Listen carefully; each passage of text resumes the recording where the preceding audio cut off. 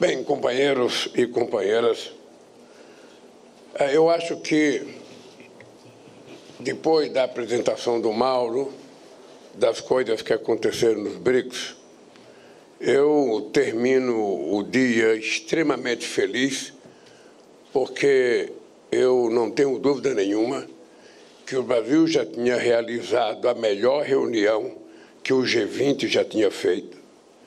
E o Brasil hoje realizou a mais importante reunião que os BRICS já fez, porque nós convidamos novas pessoas, gente importante, para que a gente os convença de que o BRICS é um novo jeito da gente fazer o multilateralismo sobreviver no mundo.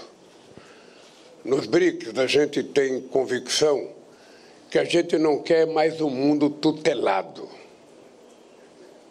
A gente não quer mais Guerra Fria. A gente não quer mais desrespeito à soberania. A gente não quer mais guerra. E é por isso que a gente está discutindo com muita profundidade a necessidade de mudança estrutural, inclusive no Estatuto da ONU, para que a gente possa recriar alguma coisa com base nos acontecimentos geopolíticos de 2021 e não de 1945. Aquele mundo ficou para trás. Só os saudosistas daquele mundo, do nazismo, do fascismo, são outros que não estão nos BRICS. Nos BRICS, a gente quer fortalecer o processo democrático, o processo multilateral, a gente quer a paz, o desenvolvimento e a participação societal. Esses BRICS teve uma novidade extraordinária, que foi a participação, sabe, das empresárias mulheres, que é uma novidade boa, e a participação da sociedade civil, representada com documento que será lido pelo chefe de Estado. Se a gente quiser criar alguma coisa nova no mundo, a gente vai ter que criar novos paradigmas de participação e não pode repetir os mesmos erros. A gente não quer mudança no FMI porque eu não gosto do FMI. A gente quer mudança no FMI para o FMI ser um banco de investimento, sabe, para atender às necessidades dos países mais pobres. Não é para emprestar dinheiro e levar os países à falência, como tem acontecido, porque o modelo de austeridade que tem sido feito com outros países é fazer com que a dívida seja impagável cada vez mais. Então, o que nós queremos mudar é criar um sistema financeiro, e o Banco dos BRICS serve de modelo, que a gente possa criar um novo tipo de financiamento, em que a gente possa garantir, inclusive, que alguns países que devem possam ser utilizados a dívida como forma de investimento em infraestrutura, no setor da saúde, no setor energético, no setor de infraestrutura. Alguma coisa tem que mudar. O que a gente não pode é continuar com a mesmice de sempre. Ou seja, nós já temos um século de experiência. Depois da Segunda Guerra Mundial, nós já temos quanto? Nós temos 55, 80 anos de experiência. Teve coisa que deu certo e teve coisa que não deu certo. O multilateralismo foi uma coisa que deu certo. Querem destruir. Então, essas coisas nós precisamos ter consciência de que o mundo precisa mudar. Nós estamos vivendo hoje, possivelmente, depois da Segunda Guerra Mundial, o maior período de conflito entre os países. É guerra esparramada para tudo quanto é lado. E o que é mais grave é que o Conselho de Segurança da ONU, que deveria ser o paradigma para tentar evitar que essas guerras acontecessem, eles são os promotores. Desde a guerra do Iraque, sabe, desde a invasão da Líbia, da morte do Gaddafi, até a guerra com a Ucrânia, ou seja, ninguém pede licença para fazer guerra, vai tomar decisão e vai fazendo. E depois a ONU perde credibilidade e autoridade para negociar. Quem é que negocia? A guerra Rússia e Ucrânia. Quem é que negocia? Não tem uma instituição capaz de sentar na mesa os dois que estão em guerra, fazer uma avaliação e fazer uma proposta. Eu, de vez em quando, digo, eu já disse para algum jornalista brasileiro, no estrangeiro, de que o Putin já sabe o que vai acontecer. E o Zelensky já sabe o que vai acontecer. O que eu acho que está acontecendo nessa guerra, eu dizia outro dia um exemplo, é que nem se fosse numa greve, o dirigente sindical radicaliza muito para fazer a greve, radicaliza muito, ele fica dizendo 100% ou nada, 100% ou nada, 100% ou nada. Os dias vão passando, ele percebe que não vai vir 100%, mas ele não tem coragem de baixar os 100% para 80%, para 90%. Sabe? Eu queria saber o seguinte, sabe? O que vai acontecer na Rússia e na Ucrânia se não houver uma instituição multilateral ou um grupo de países, como foi feito entre China e Brasil, um grupo de amigos que digam, olha, nem tudo que o Zelensky quer, nem tudo que o Putin quer. Vai ser isso aqui. Coloca na mesma alternativa. Se não tiver alternativa, vai ficar, porque cada um tem o seu discurso para o seu público. E é muito difícil, depois do discurso, você voltar atrás. É muito difícil. Até vocês, quando escrevem um artigo que a pessoa reclama que não está correto, vocês têm dificuldade de voltar atrás. Você imagina numa guerra. Imagina numa greve do setor público. Então, o mundo, vamos ser francos, o que está acontecendo em Gaza já passou da capacidade de compreensão de qualquer mortal no planeta Terra. Dizer que aquilo é uma guerra contra o Hamas e só se mata inocentes, mulheres e crianças. E cadê a instituição multilateral para colocar um fim nisso? Não existe. A ONU deveria estar coordenando, mas a ONU não pode coordenar porque ela está envolvida nisso. Então, companheiros e companheiras, quando eu digo a ONU, é porque a ONU tem três, até composta no seu Conselho de Segurança, sabe, pelos países que estão envolvidos nisso. Com raríssima exceção, a China, que não está, mas o restante está envolvido, tanto na Europa quanto nos Estados Unidos. Então, você está sem interlocutor. Não existe interlocução para fazer uma proposta alternativa. Nem em Israel, nem na Ucrânia, nem no Congo, nem no Sudão. Não tem. Não existe. É por isso que nós estamos reivindicando uma mudança, sabe, na governança mundial. Que participe país africano, país do Oriente Médio, que participe país da América Latina, que participe, sabe, outro. Qual é a explicação de uma Índia não estar no Conselho de Segurança da ONU? De um país como o Brasil? Ou o México? Ou a Nigéria, que tem 240 milhões de habitantes? Ou a Etiópia, que tem 120 e poucos mil habitantes? Ou o Egito, que tem mais de 100 habitantes? Ou a África do Sul? Qual é a explicação? Nenhuma. Ou seja, os que ficaram no Conselho de Segurança em 1945, ou seja, não querem sair e não querem permitir que outros entrem. Então, é difícil.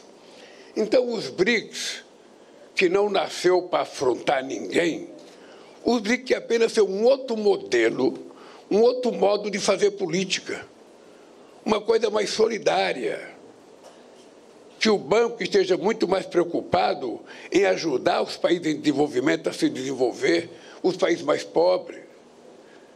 Que na questão ambiental a gente tenha consciência, como foi demonstrada hoje nos BRICS, de que todo mundo tem consciência que a questão do clima é muito séria. As coisas estão acontecendo e nós não controlamos as mudanças, sabe, das intempéries. Nós não mudamos.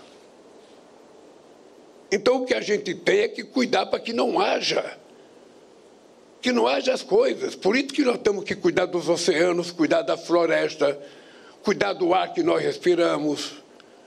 Não existe nenhum radicalismo, não é coisa de ambientalista, não é coisa de universitário, não é coisa de bicho-grilo, como se falava antigamente, não. É coisa de gente que acredita na ciência. O mundo pode passar por uma catástrofe, como essa que aconteceu no Rio Grande do Sul, essa que aconteceu agora no Texas, nos Estados Unidos. Pode acontecer. Bem, então, eu acho que os BRICS é um modelo novo, uma coisa nova, uma coisa que se trata com muito mais cuidado, não é uma coisa fechada, não é um clube de privilegiados, é um conjunto de países querendo criar um outro jeito de organizar o mundo, do ponto de vista econômico, do ponto de vista do desenvolvimento, do ponto de vista da relação humana. Uma outra coisa tem que ser feita, inclusive sobre a questão da inteligência artificial. É preciso que a gente, nos BRICS, crie um sistema de discussão em que todos possam ter acesso à inteligência artificial. Ela não pode ser uma coisa de dominação de meia dúzia de empresas que vão controlar os bancos de dados no mundo, sabe? Quando, na verdade, o Estado é que tem que assumir a responsabilidade de garantir que não se usa banco de dados para fazer guerra, para contar mentira, para contar inverdades. Não é isso que está em jogo.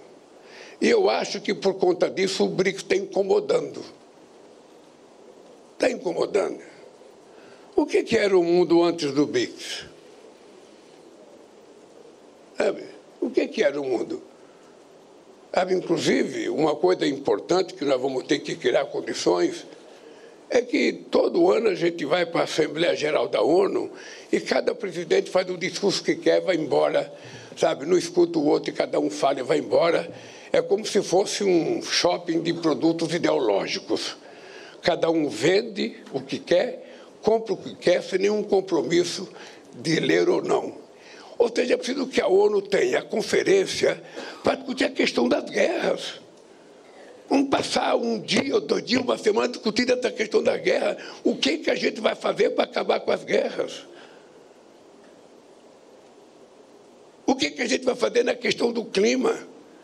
Se a ciência nos ensina e nós tomamos decisão, quem é que vai cumprir? Quem é que vai cobrar? Se a gente não tiver uma instituição de governança mundial com mais representatividade, com mais seriedade, nós estamos entrando num sistema muito, muito, muito destrutivo do funcionamento da relação entre Estados, sabe, que não faz bem para ninguém. Me parece que os BRICS podem ser essa válvula de escape que a humanidade precisa para fazer alguma coisa nova. Eu, sinceramente, acho que a gente até deveria convidar os países, sabe, porque nós já somos 10 do G20 nos BRICS. 10. É só convidar os outros 10 para vir para o BRICS. Aí fica uma coisa só, todo mundo discute o mesmo assunto. Sabe? Não precisa ter G7, ter G20, fazer uma coisa só, todo mundo, que poderia ser a ONU. O grande centro de debates dos problemas mundiais. Não é mais. E todo mundo sabe que não é. Por isso é que o Brasil, há tempo, reivindica o direito de participar. Bem, eu estou muito feliz com essa reunião e estou muito feliz com o papel que o Brasil tem jogado nisso, porque nós já fizemos o G20 no final do ano passado, estamos fazendo agora os BRICS, vamos fazer a COP30, sabe, no final do ano. São 3 eventos magnânimos, muito importantes, e nesses 3 eventos o Brasil quer criar um novo paradigma de comportamento. Na COP30 no Brasil, nós vamos ter que discutir uma coisa muito séria. Os líderes do mundo acreditam no que a ciência está falando sobre a questão do clima. É verdade o que a ciência tem nos mostrado, que as mudanças são concretas e irreversíveis se nós não mudarmos de comportamento? Se nós acreditarmos que nós vamos ter que tomar atitude. Não vamos ficar esperando que os donos dos foguetes vá para achar um planeta. Tem gente procurando lugar para morar. Mas 8 bilhões de seres humanos não têm onde morar. É aqui mesmo. É aqui. Então nós precisamos cuidar disso. Está nas nossas mãos cuidar. O Brasil tem os seus compromissos.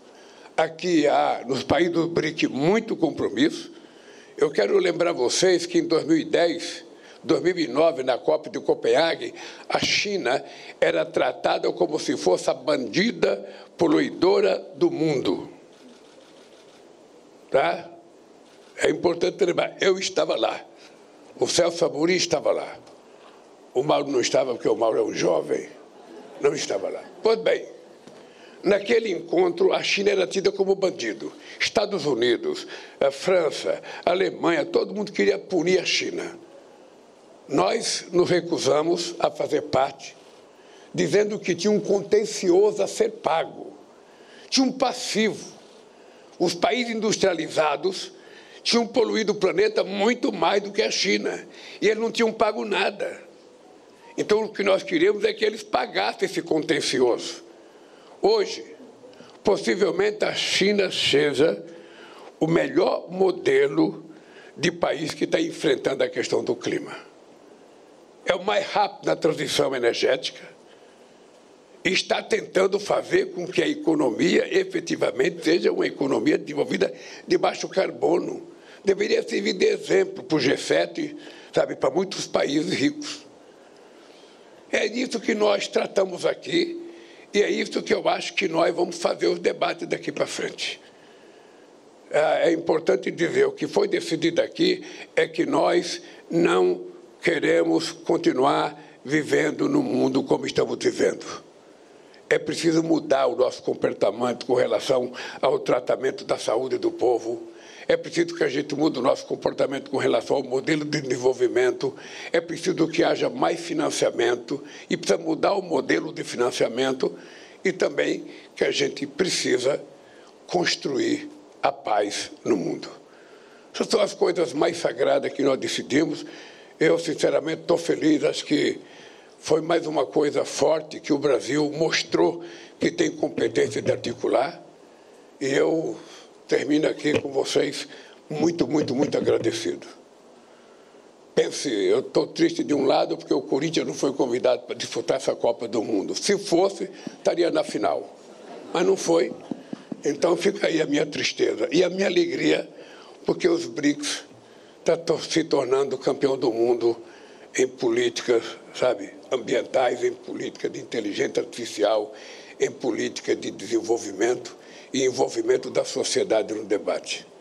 Dito isso, eu me coloco à disposição de vocês para meia pergunta. Vamos começar como a gente acertou, jornalistas. Primeiro, Carlos Menezes, da Agência F. Boa tarde, presidente. Aqui, Carlos Menezes, da Agência F. Ontem à noite, numa... Você sabe o que acontece? Nós temos um sintoma de som muito ruim aqui. Mas agora vai melhorar. Presidente, está me Nós temos escutando um melhor? sintoma de som que a reverberização, às vezes, não permite que a gente ouça, porque não tem nem caixa de som aqui e não funciona essa. Eu tenho uma... Agora, está me ouvindo? Sim, não? Agora está funcionando. Tá melhor? Sim. Boa tarde, Cadê meu aparelho aqui? Aqui meu aparelho. Aqui. Vai lá, pode. Aqui meu aparelho. Deixa ele falando, fazendo a pergunta. Ele está falando em português. Deixa aqui, ele vai falar em português agora. Mas eu quero ouvir português também. Estou te ouvindo. Ontem à noite, numa rede social, o presidente Trump falou que vai impor uma tarifa adicional de 10% a, abro aspas, qualquer país que se alinhar às políticas anti-americanas dos BRICS. Fecho aspas. O que o senhor acha dessa declaração do presidente dos Estados Unidos? Muito obrigado. Olha, eu sinceramente nem acho que eu deveria comentar, porque eu não acho uma coisa muito responsável e séria um presidente da República de um país do tamanho dos Estados Unidos ficar ameaçando o mundo através da internet. Não é correto. Sabe? Ele precisa saber que o mundo mudou. Sabe? Nós não queremos imperador. Nós somos países soberanos. Se ele achar que ele pode taxar, os países têm o direito de taxar também. Existe a lei da reciprocidade. Eu acho muito equivocado e muito irresponsável um presidente ficar ameaçando os outros em redes digitais.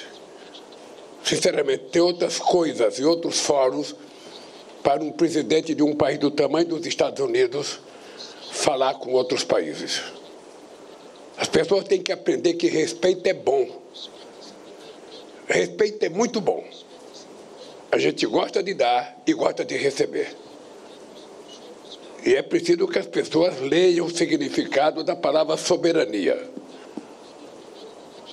Cada país é dono do seu nariz.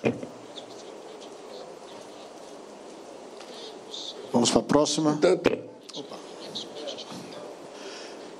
Agora, presidente, a Camila Zaru, do Valor Econômico. Alô? Tá indo? Oi, presidente, boa tarde. Ainda sobre o presidente Trump, ele fez um aceno ao presidente Bolsonaro, ao ex-presidente Bolsonaro, falando que está acompanhando, aspas, uma casa bruxa que está sendo feito a ele. O senhor falou agora de soberania, tinha falado mais cedo sobre respeito e interferência. É cabível medidas diplomáticas? O Brasil vai reagir? O que o senhor vê sobre essa situação? Olha, eu não vou comentar essa coisa do Trump e do Bolsonaro. Sabe, eu tenho coisa mais importante para comentar do que isso. Esse país tem lei, esse país tem regra, e esse país tem um dono chamado povo brasileiro. Portanto, dei palpite na sua vida e não na nossa. Vamos passar para a próxima, a Ana Ionova, do New York Times.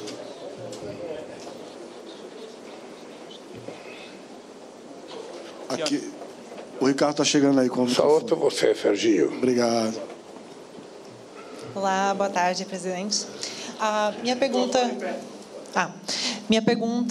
é sobre a ameaça de tarifas, porque nesse grupo que acabou de fazer esse encontro, tem vários países que, nesse momento, estão negociando, tentando conseguir algum acordo com os Estados Unidos de tentar fugir de regimes tarifários duros. Eu queria saber se essas ameaças feitas pelo presidente Trump afetaram de alguma forma a dinâmica do grupo nesse encontro e se ameaçam a sintonia e o consenso do grupo. Obrigada. Eu só estou sabendo disso porque você me perguntou. Na reunião dos BRICS, ninguém tocou nesse assunto. Ou seja, como se não tivesse ninguém falado. Não demos nenhuma importância para isso. Simone Iglesias, da Bloomberg.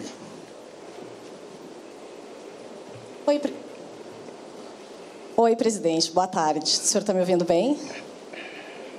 Está me ouvindo bem, presidente? Boa tarde. Tá bom. Tô. Nós gostaríamos de saber se avançaram as discussões para a nova plataforma de investimentos em moeda local, para reduzir o peso do dólar nas negociações entre os países dos BRICS, ou se isso, pelo tamanho e diferenças das economias dos países que integram o bloco, é um desafio gigantesco. E a gente também, o pessoal das agências internacionais, quer perguntar sobre o Irã. O Irã discordou da posição de consenso dos países com relação à criação dos dois estados. Esse já era um assunto superado pelas 16 reuniões anteriores do BRICS. Então, como é que se navega nesse desafio de um novo país que tem esse desentendimento? Muito obrigada.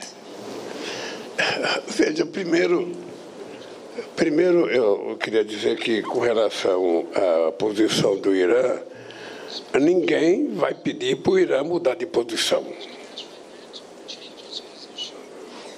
E a posição do Irã, na lógica dos outros países, é uma coisa do Irã.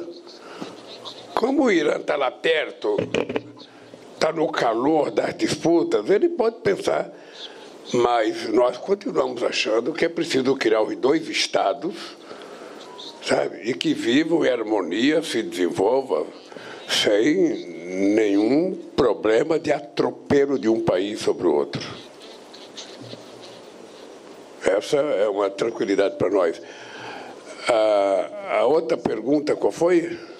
As plataformas de investimento em moeda local. Veja, essa é uma coisa que, se vocês, jornalistas brasileiros, se lembrarem, em 2004, nós fizemos isso com a Argentina. Se vocês se lembrarem, em 2004, nós aprovamos, sabe, um comércio entre Brasil e Argentina que poderia ser feito nas moedas locais. E os bancos centrais, de tempo em tempo, se reúnem e conseguem estabelecer, sabe, ou seja, a liquidez das nossas relações. No caso do Brasil e Argentina, nós tivemos um erro que foi fazer optativo, não foi uma coisa determinativa. E é muito difícil você fazer as pessoas mudarem aquilo que já estão acostumadas há muitas décadas. Tá? Eu acho que o mundo precisa encontrar um jeito de que a nossa relação comercial não precise passar pelo dólar. Quando for com os Estados Unidos, ela passa pelo dólar.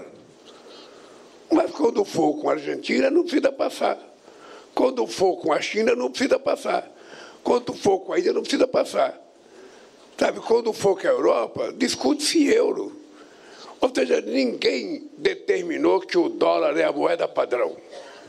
Em que fórum foi determinado? E, obviamente, que nós temos toda a responsabilidade de fazer isso com muito cuidado. Os nossos bancos centrais precisam discutir isso com os bancos centrais dos outros países, mas é uma coisa que não tem volta. É uma coisa que não tem volta. Tá? Isso vai acontecendo aos poucos e vai acontecendo até que seja consolidado. Bom, temos as últimas 2 perguntas. O Bruno, da Agência Brasil. Boa tarde, presidente. A declaração final dos líderes fala de justiça tributária, dá destaque a isso. Então, é um assunto que vai ganhando relevância no BRICS, no Sul Global, no cenário internacional. Como que essa relevância pode influenciar a agenda interna no Brasil, agora que no Congresso tem a discussão sobre isenção do imposto de renda, taxação de super ricos, e como pode pautar também o que o governo vai levar para a audiência de conciliação no STF na próxima semana? Olha, eu não estou participando de nenhuma mesa de conciliação. Veja, nós mandamos uma proposta para o Congresso. O Congresso resolveu fazer uma coisa, na minha opinião, totalmente anticonstitucional, porque decreto é uma prioridade do governo, do Executivo. Houve um PDL do Congresso Nacional que derrubou, nós entramos na Justiça. Eu não li ainda a decisão do ministro Alexandre de Moraes, porque eu estava aqui nos BRICS, mas nós temos outras decisões de outros ministros diferentes da decisão do Alexandre de Moraes. Nós temos decisões, no caso do ministro Gilmar, aprovando IOF, no caso quando o Fernando Henrique Cardoso era presidente. Nós temos IOF aprovada no governo Bolsonaro. Então, sabe, quando eu chegar hoje em Brasília, amanhã, eu ainda tenho que receber o primeiro-ministro Modi como chefe de Estado. Amanhã e na quarta-feira ainda recebo o presidente Prabowo da Indonésia, depois eu vou conversar com o meu advogado-geral da União para ele cuidar desse assunto. É simples assim. Não tem nada de anormal. Tem uma divergência política que é próprio da democracia, sabe? E vamos resolvendo os problemas. A última pergunta da Carla Parelô, do Marcha Notícias.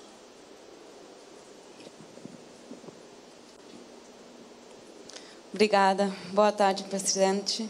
Eu gostaria de perguntar para você qual é a importância da América Latina no bloco dos BRICS, que você tem o Brasil como representante permanente, depois da rejeição da Argentina e de que a Venezuela fosse vetada também. Então, qual seria o próximo passo agora?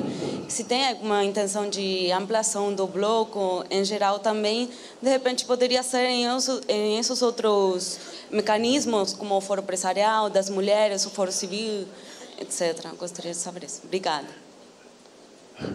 Olha,